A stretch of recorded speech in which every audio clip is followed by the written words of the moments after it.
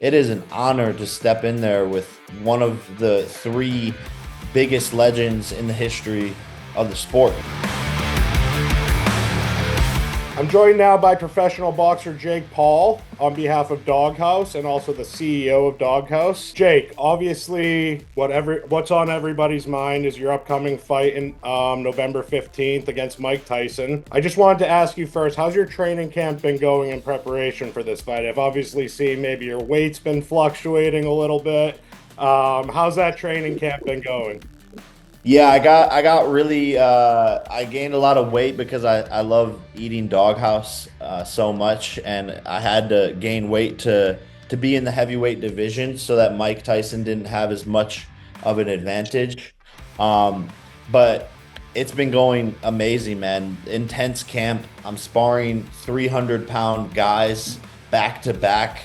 So my body's aching, my bones are sore. They punch a lot harder, and just wrestling with them in the ring and sparring is very difficult. But on November 15th, I'm going to be prepared. You know that we train hard to make the fight easy. What I gotta ask you, what would you say to the naysayers? Because obviously there's a lot of eyes on this fight. It's gonna be the most watched fight of all time. What would you say? Like, you are fighting a 58-year-old guy. Like, a lot of people might be saying it's kind of lose-lose for you. Maybe not financially, but as far as your boxing career goes, what would you say to those people? I would say a lot of things. I would say first and foremost, you fight Mike Tyson. Most of them won't get in the ring. And then secondly, if you love the sport of boxing and you did have the opportunity to fight a legend, it is an honor to step in there with one of the three biggest legends in the history of the sport. Muhammad Ali, Floyd, Mike Tyson. To me, it's an honor. It's a win-win. I can't believe it. My dad's favorite fighter growing up is Mike Tyson. My dad cries when I tell him, when I told him about this opportunity. To me, it's surreal, and it's an iconic moment. And the co-main event is Katie Taylor, Amanda Serrano. We're putting women's boxing in the most viewed event ever, and all around it's a win. But obviously when you're climbing to the top of the ladder, the windier it gets, so there's going to be more critics, but that's the nature of humans, and it is what it is. That's a good point. Let's talk about women's boxing just briefly. Obviously, boxing's at the height of its popularity right now. How important is it that women's boxing and legends like Amanda Serrano and Katie Taylor are a part of that? Yeah, I mean it's huge, and they deserve it. It's all credit to them and their amazing fights. I think it was one of the most entertaining fights I've ever watched. So the product is amazing. So the product deserves to be given the spotlight, and that's exactly what we want to do. And there's a huge movement towards equality and giving them the same paydays and all of this stuff, and MVP's been a big proponent of making all of those things come to fruition. So I know you propose a bet to Mike Tyson where if he lasts more than 5 rounds, he gets an extra 5 million. If not, he has to get an "I love Jake Paul" tattoo. I haven't seen him respond publicly. Maybe you guys have gone privately. You guys have hammered something out. You've made that bet. With that being said, what is your prediction for the fight? Yeah, I think I TKO or KO him in rounds four or five. But yeah, he hasn't responded to the bet, and I don't think he probably will. I think he's locked in war mode. He's declining to do interviews. He just wants to train and be a savage. Yep. Yeah, we've been trying to talk to him, and he won't even talk to us. So in addition to boxing, you're affiliated with the PFL.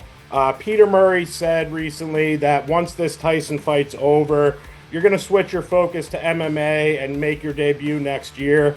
You have said always in boxing that your goal was to become a world champion in the sport. Do you have those same goals in MMA, or is this just a matter of you trying to test yourself a little bit?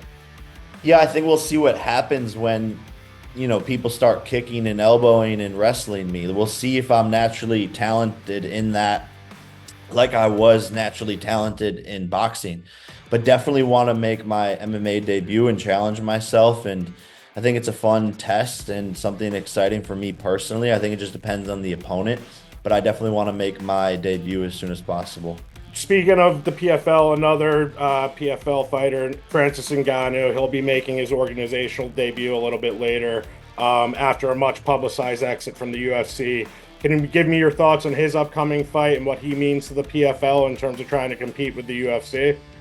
Yeah, I mean it's huge what he did for overall, in general with fighters and proving that you can get what you deserve in other organizations and kudos to him for being the one to disrupt the system. And I think it's gonna, be dominoes falling now in terms of other fighters following in his footsteps. And he has a very tough fight against him, coming up, and his opponent is 6'9" basically and can do backflips.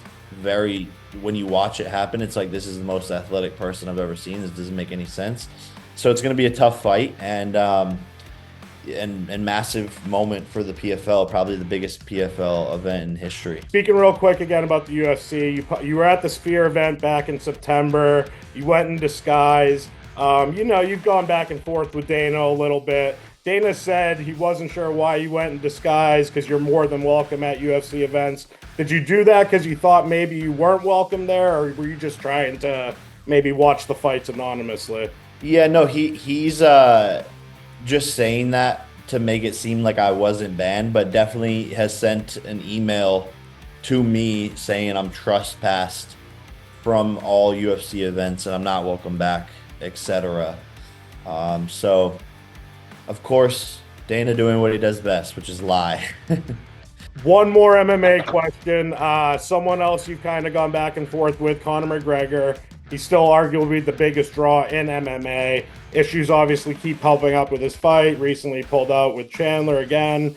Do you think we're ever going to see him fight again, or do you think he's stringing us along? What are your thoughts on Conor? I don't really care, to be honest. Yeah, like whatever happens will happen.